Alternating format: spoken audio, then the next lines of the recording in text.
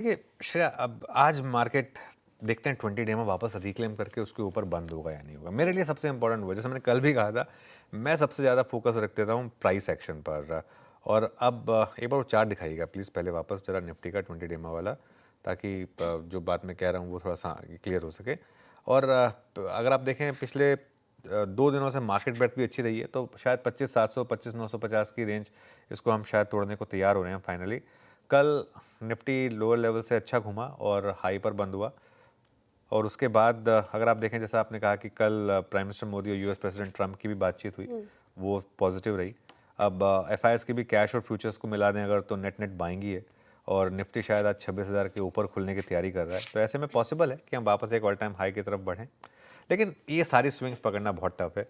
आप अगर long term का व्यू लेकर चलेंगे तो वो 30,000 का टारगेट मेरा इंटैक्ट है, लेकिन बीच बीच में वापस करेक्शन आएंगे मार्केट में।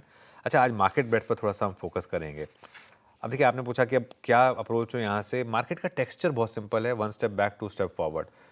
टफ होता है जब वो वन स्टेप बैक ले रहा होता है मार्केट, उसमें पार्टिसिपेट करना, लेकिन पैसा वहीं बन रहा है कि आप जब मार्केट करेक्ट हो रहा है तब अगर आप बाय करें, उस समय टफ होता है कहना। और सच बताऊं तो उस समय बाय अगर बोलेंगे तो ट्रोलिंग ही होती है, उससे ज़्यादा कुछ नहीं होता है ना। लेकिन फैक्ट यही है कि अगर आप बाय तब कर रहे हैं तभी मार्केट में पैसा बन रहा है।